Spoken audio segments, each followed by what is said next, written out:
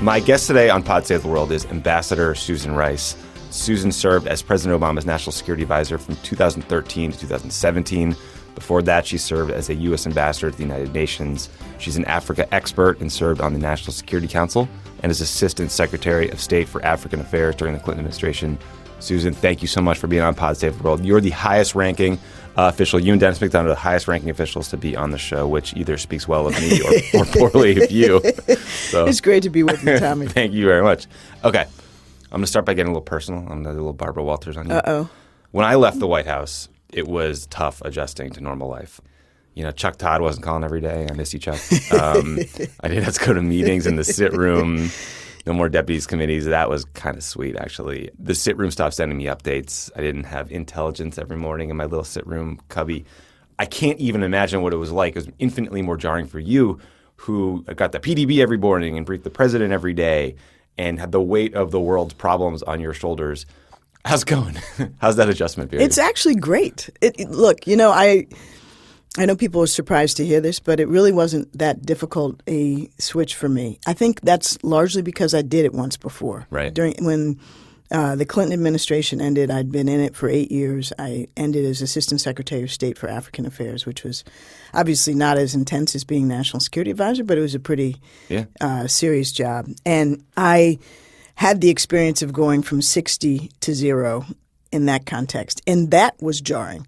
I mean, little things like I didn't even have my own cell phone. Mm-hmm. I had to get an email account. I hadn't done that. Crazy. I mean, it was, mind you, this is 2001 January, but for me that was a whole different adjustment. Going to find a trainer, going to the gym, all this stuff that I hadn't done, and including getting ready to have what I hoped would be my second child. And in fact, I lucked out and did have a second child.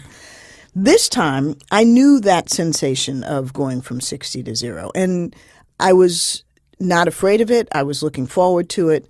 I love my jobs, I should say, working for President Obama. I loved being ambassador to the UN. I loved being National Security Advisor. It was a huge honor and privilege, and I wouldn't trade it. On the other hand, I like being a normal human being, too. I like being a mom. I like being a wife and a sister and a daughter.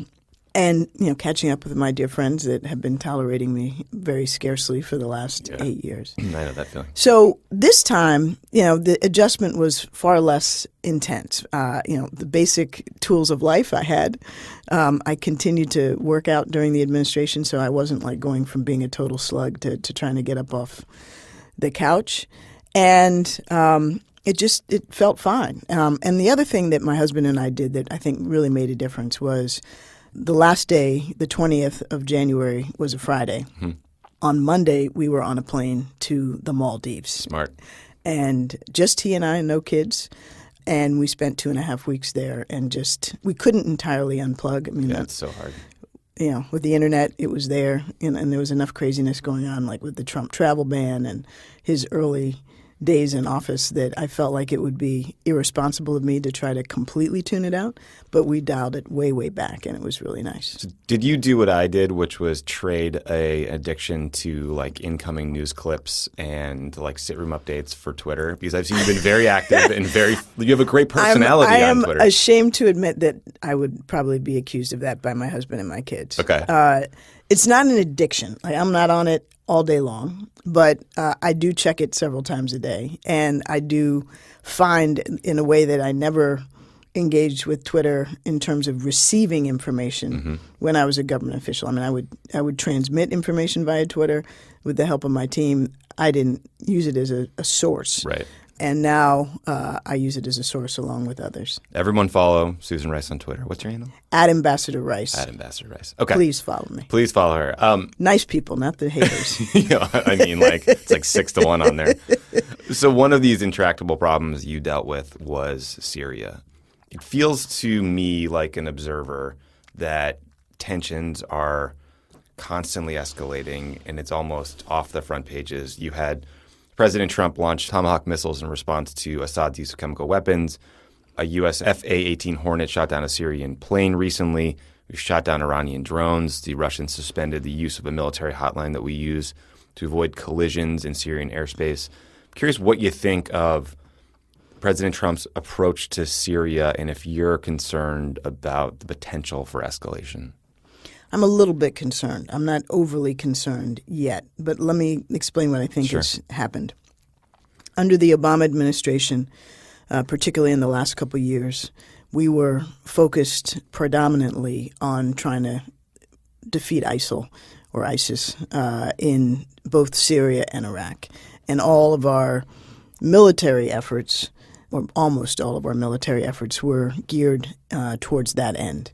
We did continue to provide forms of support to the moderate opposition in Syria, but as time went on, that became less of a focus given their fragmentation and given the rise of ISIL. Mm-hmm. So we were focused on supporting Syrian forces, just to stay on Syria rather than Iraq for a moment, that could take back territory occupied by ISIL. And we made considerable progress towards that end by the end of the Obama administration. And where we were was we'd taken back much of the northern part of Syria in partnership with what we call the Syrian Democratic Forces, a mixture of Arab and Kurdish forces.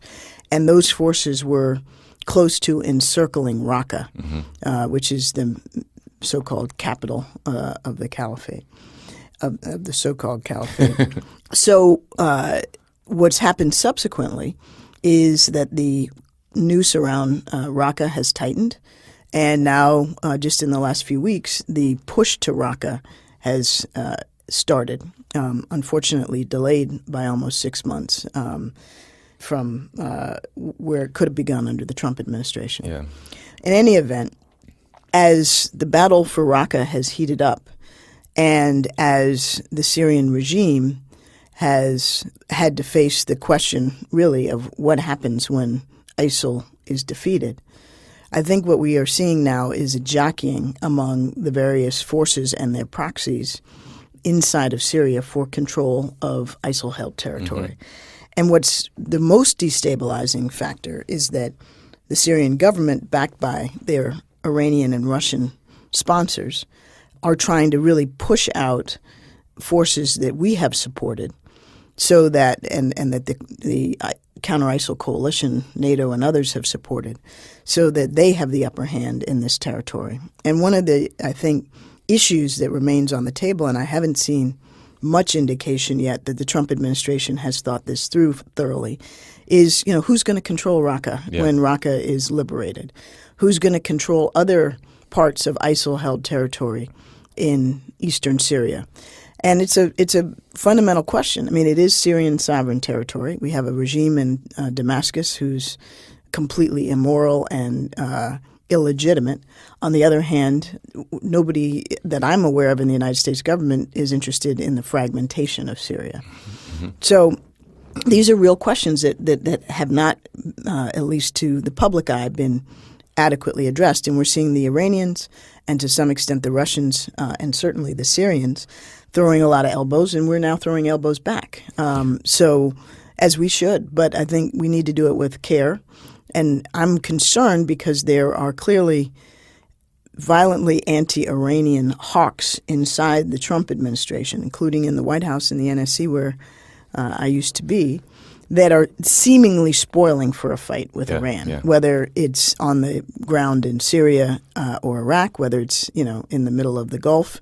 It's not clear, but I worry that some of those folks will be prioritizing their parochial interests in starting something with Iran over our national interest in defeating ISIL and having a degree of stability and a political resolution in Syria and a multi-sectarian stable government in Iraq. Can I just ask you about that? Why do you think that is that there's this faction in foreign policy thinking that seems to view every problem, whether it's Afghanistan, Iraq, Syria, through the prism of Iran? I realize they're a threat. I don't think anyone is saying that they're good guys, but there's... It's a great question, Tommy. I mean, there's history, obviously, right? But the perception and the reality that Iran has been a sponsor of terrorism, that Iran has acted in ways to destabilize states in the region, including in particular Yemen and, of course, Syria, That's all real. Yeah. And nobody should have any illusions that Iranian interests and American interests necessarily will coincide for the most part anytime soon. On the other hand, where this issue that you just described manifested itself most dramatically was in the reaction to the Iran nuclear deal. Right. It is a good thing that we have, through diplomacy and sanctions, prevented Iran from acquiring a nuclear weapon. But for many of the Iran hawks, in some ways they revealed their true stripes by opposing the Iran deal, which they had always said that a nuclear Iran is the greatest threat, and showed their hand to basically indicate that, no, their interest wasn't in preventing Iran from acquiring a nuclear weapon. Their interest was in keeping a boot on the neck of Iran, Right. and trying to starve and bankrupt it and isolate it into oblivion, which is never going to happen. So here we have an Iran that now does not have the capacity to develop a nuclear weapon without being caught and punished, and has given up the means. And yet the hawks are even more active than they were prior to the Iran deal. And I think part of that is a function of the pressure and the ideology exerted on our policy as well as on regional policy by the Sunni Gulf Arab states. Part of that is Israel. And the danger is not that we remain focused on sustaining pressure on Iran, as we should, for its actions with respect to terrorism and destabilizing the region, its hateful rhetoric about Israel. But what we can't allow is the interests of our Sunni Gulf Arab friends to lead us in directions that are antithetical to our interests. Right. At this point, I don't see a reason for the United States to be on the path to conflict with Iran. I'm not saying we are necessarily, but it would seem to be in our interest to avoid that. Yeah. Yes, we have to resolve the conflict in Yemen. We need to push back where Iran is overstepping. Yes, we have an interest in maintaining strong relationships with our Sunni Gulf Arab friends, and yet our interests and their interests, the Sunnis, don't entirely align. Yeah. And we need to know the difference between what's in our interests and what's in their interests. Right, right. So you mentioned the military fight against ISIS. I mean, they've been able to inspire or direct attacks mostly in Europe lately, outside of the Middle East in Europe. But as you noted, they're also rapidly losing territory in Iraq. Al-Baghdadi once declared the caliphate from the Al-Nouri Mosque in Mosul, and then recently those cowards blew up a historic mosque. Unbelievable. I mean, it's a stunning... I guess it's not unbelievable. They're the worst people in the world. It's just disgusting. It's disgusting. But yeah, they blew it up rather than let it be retaken by Iraqi security forces because of the symbolism. They now seemingly only hold a few blocks in Mosul. So there's this great progress on the military front. But what do you think we need to do to solve some of the underlying diplomatic and sectarian problems that allowed ISIS to grow and fester? I mean, and how do we win the PR war against these creeps that allows them to inspire people in Belgium and France and London and all these places? So they're kind of two different questions, both of them really good questions. Yeah, I love to ask like 6 hard questions in a row. It's like kind of my thing. I think first in Iraq, we should expect, that this fight, even for the last few square blocks of Mosul, will continue to be very intense and very costly. And you have to give credit to the Iraqi security forces who have just churned for months in what is just a slog and have paid a very high price, not only for the liberation of Mosul, but for rolling back ISIS generally. And tragically, the civilians of Iraq have paid an extraordinary price. What needs to come next in Iraq is a strengthened political dispensation. Here too, there's behind-the-scenes struggle between Iran and the West for influence over the Abadi government, which is fragile and still subject to a lot of the sectarian pressures that enabled, in some respects, the rise of ISIL. The Iraqi security forces disintegrated under Maliki after we ended combat operations there. Despite years of American investment, they just allowed it to become corrupted and hollowed out, equipment to be stolen, and a sectarian conflict to manifest itself in the security forces. That cannot be allowed to happen again.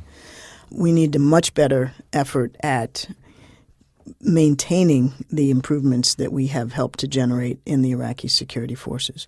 It can't be corrupted. It can't be sectarian. Iraq's economy is very fragile, believe it or not, despite the fact that they have oil. They have enormous debt, and this conflict has cost them economically as well as in lives and blood. So Iraq needs our economic support, and not just from the United States, but from the international financial institutions and the international community. And it needs good political leadership. And I think Abadi's leadership has been far superior to that which we've seen in the recent past. And he's tried to do a good job of balancing these various competing factions. But he's got to be strengthened.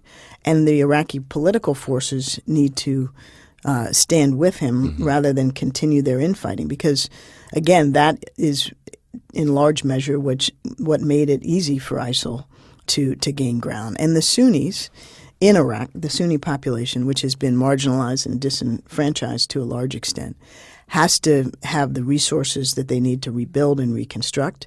They have to be welcomed into and given the wherewithal to play a part in securing predominantly Sunni areas of Iraq.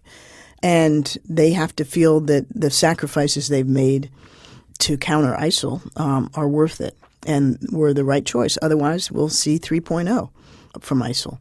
Al-Qaeda became ISIL, and we ought to be ready in Iraq and, frankly, globally for the next manifestation. Right. So just to be clear, success in Iraq on the ground militarily and in Syria is necessary, but it is far from sufficient to ensure the defeat of ISIL.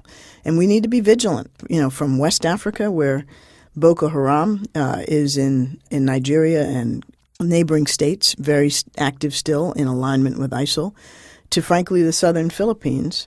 That whole stretch that vast stretch of territory are areas where we need to be vigilant about ISIL gaining strength and be prepared in partnership with local forces and local governments to deny them the ability to establish a foothold.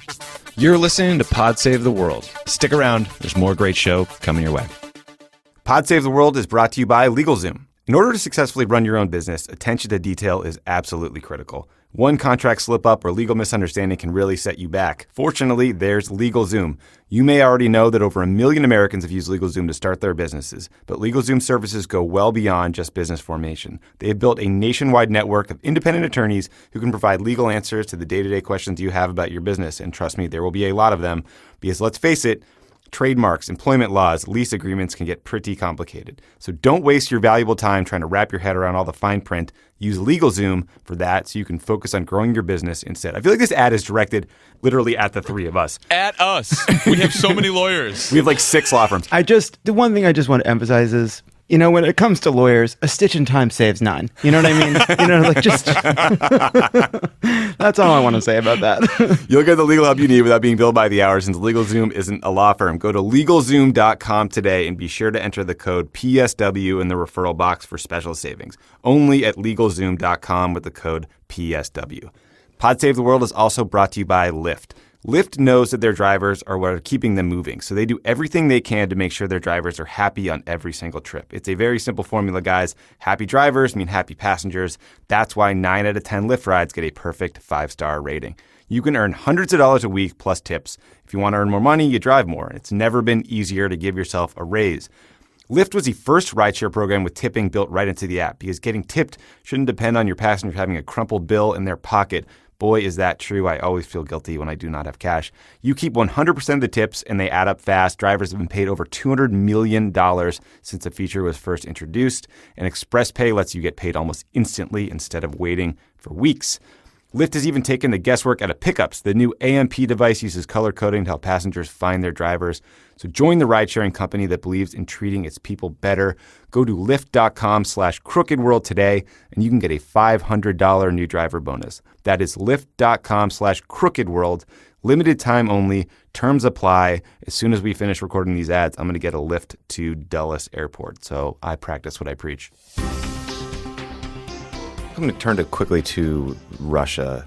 A lot has been written about the response to Russia, and I'm less interested in like the Monday morning quarterbacking than what might happen next and their ability to try this sort of stuff again. Because obviously this is their playbook in Eastern Europe. They've been doing this in Ukraine, Estonia, all these places, Lithuania.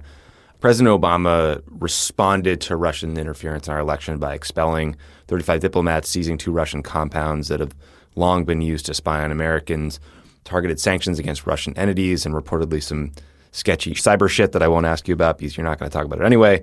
So do you think that's a high enough cost to deter them from doing this again? Because I think a lot of people probably look at what happened and think Putin's probably pretty pleased with himself for the amount of discord he was able to sow in our politics. Well, first of all, I think our priority has to be to mend ourselves as a domestic political entity so that we are unified and resilient against a Russian threat or any foreign threat. Yeah. And we are doing the opposite. We are dividing ourselves. And it's dangerous and it's shameful, and it is giving Putin an even greater ability to manipulate the next time, which I agree with the intelligence leadership is likely to happen, or at least to be attempted. So, I think back in December, some very important punitive steps were taken at the end of the Obama administration. What should happen now is that those punitive measures should be strengthened and reinforced. Congress has taken a step in the Senate to impose additional sanctions and to make it very difficult, absent real tangible progress in resolving the conflict in Ukraine and absent indications that Russian behavior has changed, for any administration to undo those sanctions unilaterally. I understand, having served in the executive branch for many years, why any White House, any administration would resist and dislike legislative mandates that limit their ability to conduct foreign policy. But Congress has done this before, and they, in this instance, I believe, should do it again. So I'd like to see the House hurry up and pass companion legislation, and the president ought to sign it. And that is a modest first step in showing that on a bipartisan basis, we're prepared to stand up and speak with one voice about the Russian threat. I think we ought to be looking at other steps, and then the new administration should continue and intensify the pressure on Russia to both acknowledge what it did and to apply the pressure such that they think it doesn't merit the cost to try to do it again. Right. So this is something that that the Obama administration rightly implemented on the way towards the end of the administration, on the way out, and it's something that the new administration ought to sustain. But unless and until we can agree on a bipartisan basis, in the first instance about the facts, Russia interfered with our election in order to advantage a Trump election. Russia has subsequently and previously interfered in Eastern Europe and Western Europe. Russia doesn't have partisan affiliations here in the United States. If they did it in one instance, they can do it in another. Sure. If they advantage one candidate or party, they can advantage another the next time. We need to acknowledge the facts. We need to understand how they succeeded and shore up our ability to prevent them from doing it again. Yeah. When I say succeeded, I don't mean in necessarily in affecting the outcome, but in meddling. Right, absolutely. So I think this is vitally important, and I'm deeply troubled that we are debating amongst ourselves on a partisan basis about the basic facts of what happened, the severity of it, and we are demonstrating weak will, in my opinion, to put in place the sort of remedies that are necessary to protect us going forward. I'm with you. That's what worries me most, because this would actually be easier if they hacked a machine and flipped votes from D to R. But they didn't do that. They ran an info-op campaign. They ran a propaganda campaign. They hacked our public opinion. I guess, can we ever be prepared for this kind of problem if we have a country that would rather believe the Russian government than the political party they don't like, or when you have a president who won't accept his intelligence community's assessment? Like, I don't want to make this about Trump, but it's like, is this a political problem, not a national security problem? It's both. It's both. So a way scarier problem. I went to a lot of sit-room meetings. You went to many more. Nearly all of them are about problems. Many of them were about really scary problems. We had terrorism, nuclear weapons, cyber attacks. The times I saw the most unflappable people in government flapped was when talking about these pandemic diseases. Avian flu, H1N1. I wasn't there for Ebola, thank God, but you were. Can you talk about how you managed that process and what that was like?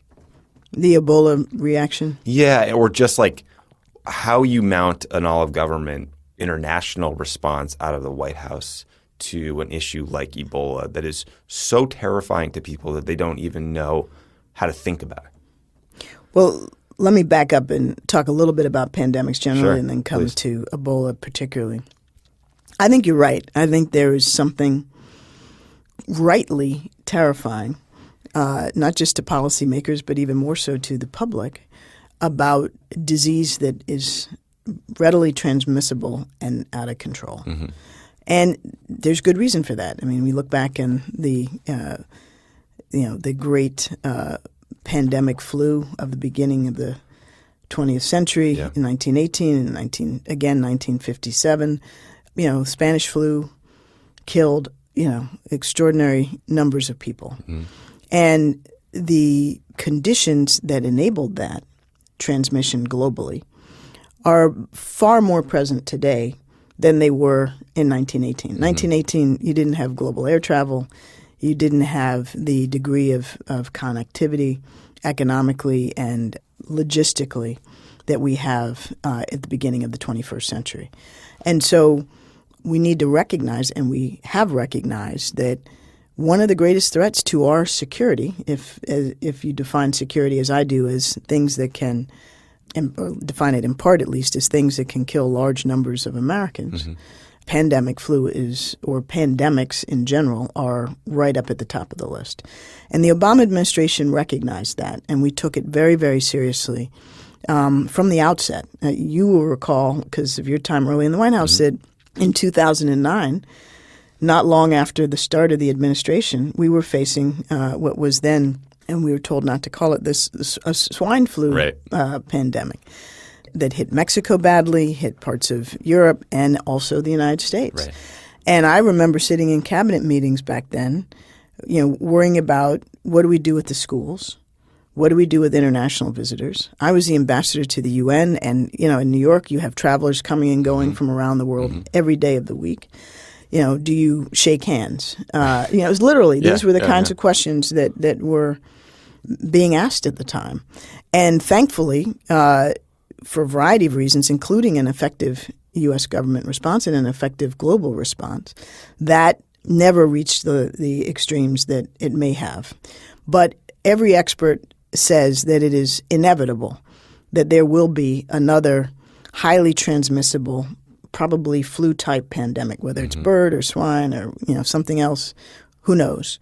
And in the meantime, of course, we've seen SARS, we've seen MERS, we've seen Zika, and of course Ebola, which you mentioned. These are all different kinds of diseases, differently transmitted, more or less deadly, but they are all indicative of a problem, which is that a deadly pathogen can emerge in any part of the world, most likely to emerge in a remote rural part of the world in a poor country that has a weak health system, and find its way to an urban area, and from an urban area in a poor remote country to the rest of the world. That's a pattern that we've seen before and we should expect again. Mm-hmm. And so in the Obama administration, long before, in fact, the Ebola epidemic arose, we conceived and began to implement something called the Global Health Security Agenda, which was about working with other developed countries around the world to partner with least developed countries, particularly in Africa and Asia, where the health infrastructure was weakest, to build the capacity of these lower income countries to detect and contain and prevent disease from spreading. And we've invested now over several years in building that global health infrastructure in the most vulnerable parts of the world. That investment needs to continue and intensify. This is a multi-year challenge, and we'll never secure everybody from anything, but we can improve our ability to detect and contain. So Ebola, Ebola is particularly scary. Yeah. And I have to say, because I worked for many years on Africa prior to the Obama administration, under the Clinton administration, I had seen Ebola before. Ebola has broken out in Congo and Uganda and various other places. And because it causes you to bleed and basically disintegrate from inside, and it's transmissible not just through blood and semen and all of that, but just through sweat. It is particularly pernicious. Yeah. And thankfully, it's not transmissible through coughing, which is the worst kind of way. But when we saw this Ebola epidemic break out in West Africa and spread quickly from Guinea to Sierra Leone to Liberia and even to Nigeria, which was particularly frightening. Thankfully, got stamped out early in Nigeria. We knew we had a potential global problem. And we surged on that problem under President Obama's direction. And we basically threw out the old playbooks, which were send some public health doctors, have USAID and their very capable DART teams, disaster response teams on the ground. I remember them from Haiti. Those people are amazing. They're phenomenal, and they were out there on the ground early along with our public health system trying to help contain it. But that wasn't enough. And so we needed to do two things that were critical to helping, as we did ultimately contain the epidemic. One was we decided to deploy the U.S. military. That was the president's decision, obviously. And we put up to 3,000 service members in the region to provide logistical support for the health workers and also to build very quickly these emergency health centers in various parts of these countries. We focused particularly on Liberia, but we helped others like the French and the Brits do the same in Sierra Leone and Guinea. So we built these facilities. We treated healthcare workers. We put in a first-rate, world-class logistical system to bring in supplies and workers. And the second part of what we did was we mobilized the international community. The president went to the UN General Assembly in September of 2014 and issued a clarion call to the world to join. Africa contributed 10,000 health workers that surged into those three countries and made a huge difference. Our European partners in the G7 and the EU and other parts of the world came to contribute. And so the president, as he had to do with Ukraine or as he had to do to fight ISIL or any number of other issues, had to build a global coalition out of scratch to surge on the Ebola epidemic. And we did, and it thankfully meant that the worst-case scenario predictions that we were so terrified about, which were hundreds of thousands, if not millions, becoming infected, we managed to contain it at far, far, far reduced numbers. So I view everything through the prism of having worked in communications and press, and in watching this unfold, the sort of hysterical news reports that made people more scared, the irresponsible comments from politicians about shutting down airports that would have not only not helped the problem but exacerbated it. Is there something the government can do to help make us more resilient and prepared for these situations to react rationally, or is that, again, like a cultural challenge? Well, I mean, there are things we can do, as we discussed, to try to detect and contain disease before it spreads. Sure. We did learn some very important lessons domestically about how to deal with a situation like this. The Department of Health and Human Services surged, along with actually the U.S. military, to build capacity domestically to treat potential Ebola cases and to do it in isolation from the rest of the population and to do it effectively, because with Ebola, it's so transmissible that it requires all these very complicated protocols. We came very close, Tommy, I think it ought to be acknowledged, to succumbing to the political and public pressure to shut down the borders and restrict travel. President Obama very wisely made the rational decision, as you just said, to avoid doing that. Why? It wouldn't have worked. As you said, it would have made the problem worse. But also, it would have been a very short-term approach to what is a systemic problem. PR fix. So government can play an important role, and it has to, but it has to do so from a fact-based, rational starting point. And that means you need sometimes a president who's willing to stand up to a hysterical Congress or a hysterical press or a hysterical public and say, hold up, everybody. Yes, this is a problem. I get that everybody is scared, but we can't be crazy. And here is what we should do and must do, and here's what we're not going to do because it won't work. And when the president, hugged and greeted an Ebola survivor in the Oval Office, when he went ahead with the African Leaders Summit that was scheduled for that summer, he basically showed the world and the country that we're going to continue to do what we got to do, and we are not going to become victims of irrational fear. God, I left at the right time. You guys dealt with some shit in 2013. that was, 2013, 14 were crazy. I remember emailing poor Caitlin Hayden, who took my job when I left. She's like, I'm so sorry. You're geeking out with me on Pod Save the World. More on the way. Pod Save the World is brought to you by Tommy John. Yay! Guys, it is hot as hell in D.C. It's like 93 degrees today. And as the weather heats up and gets more humid and nasty, So what does that mean? you got to pay close attention to how those older than dirt multi-pack boxers hold up. You're going to notice more swamp-like conditions down below. No. Oh my God. What Drain are the you doing swamp, to us, Tommy. John? Drain the swamp. Drain the swamp with Tommy John. Drain the swamp. You can end that once and for all with Tommy John, the legendary men's underwear company that's redefined comfort for guys everywhere. It's a fact. Old school cotton underwear just can't handle the extra onslaught of sweat you get this time of year. That's why I wear Tommy Johns. Do you think that Donald Trump came up with the term drain the swamp when he was wearing his ancient parachute-sized tighty-whities on the golf course and realizing that something had to give? I read that. Maggie Haberman tweeted that's exactly how it came out. Their moisture-wicking fabrics pull perspiration right off your body, and they dry 4 to 5 times faster than traditional fabrics. It's like you've got a built-in AC unit. Tommy John combines 21st century design with patented fabrics that are so smart, it's impossible to get a wedgie. And get this, if Tommy John isn't the most comfortable underwear you've ever worn, you get your money back. It's part of the best pair you'll ever wear, or it's free guarantee. That's a lot of rhyming. Stay cool all summer long with Tommy John. No adjustment needed, pun intended. Hurry to TommyJohn.com/world to save 20% on your first order. That's TommyJohn.com/world for 20% off.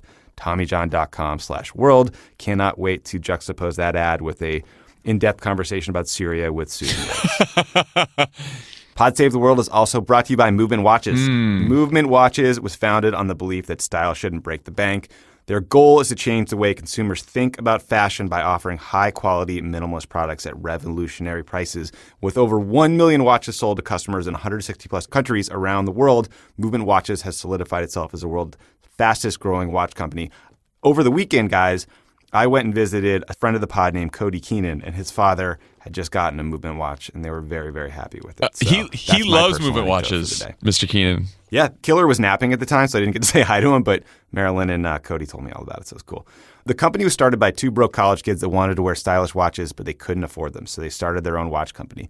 Movement watches started just $95.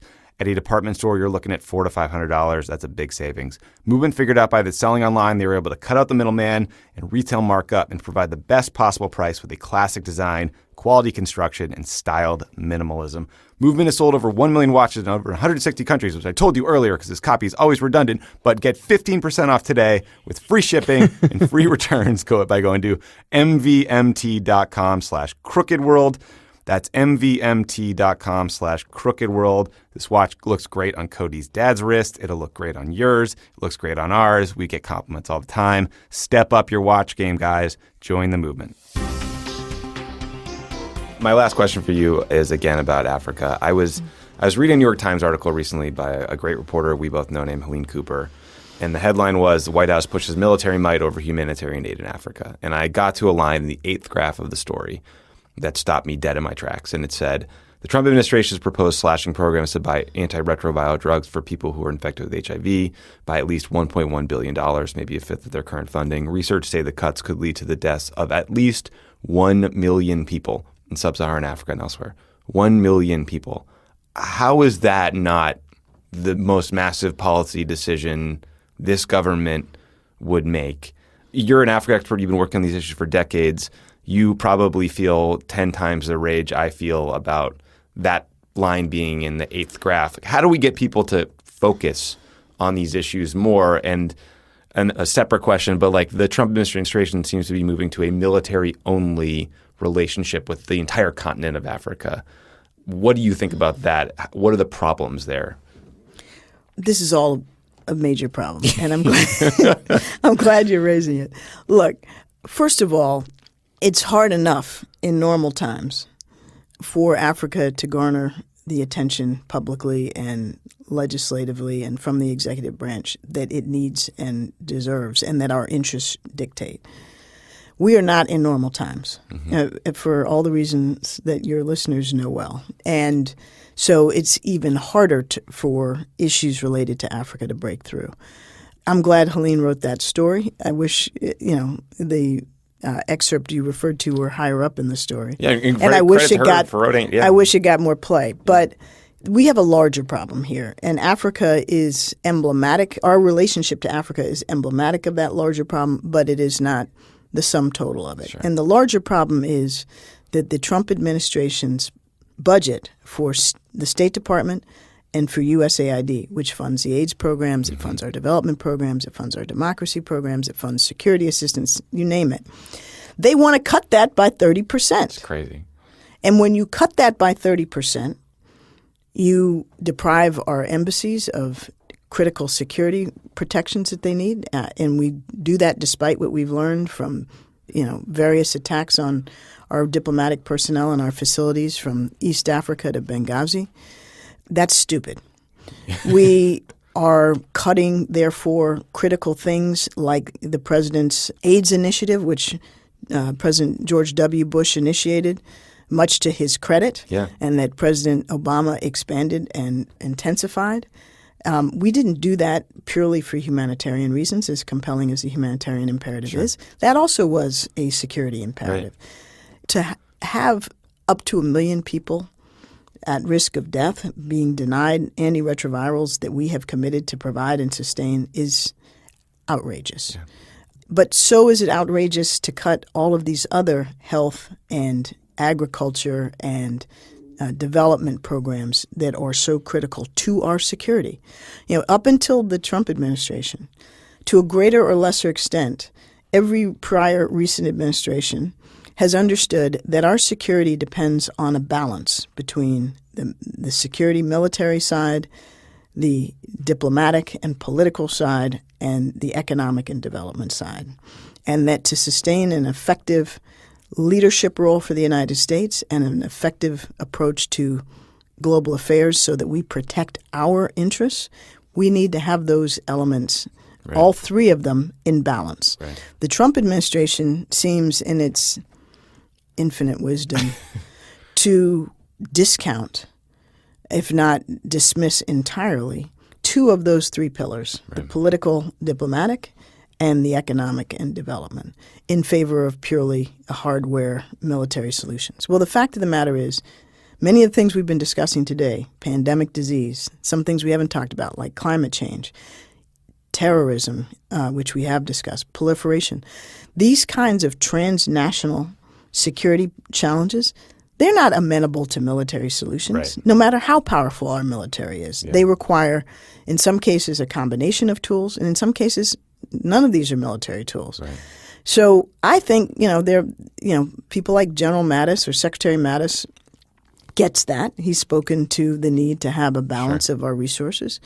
I'm not sure Secretary Tillerson adequately gets it because he's not, at least from the outside, seemingly fighting for the personnel and the resources that the State Department what needs. He's doing. And clearly, the White House doesn't seem to get it because they put forward a budget that is dangerous as well as ignorant. And so this is the larger problem, which is that globally, and it's most it's manifest as well in Africa, as the Helene Cooper story indicated. We have basically disarmed ourselves of our various tools apart from the hammer.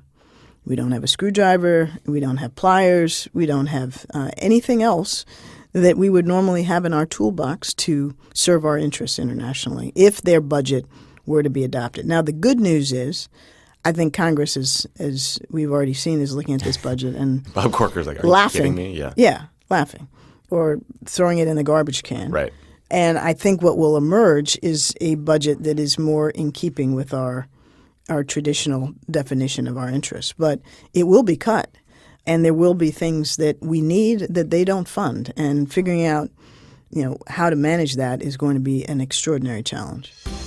Ambassador Rice, thank you for your time. I could do this all day long, but I will let you go now. But I really, really appreciate it. Thank you for all you did for the old boss. Thank you, It was Tommy. good- It's good great 8 to be years. with you. Good Thanks run. for all your good work. Yeah, we're trying. No, really. Thanks.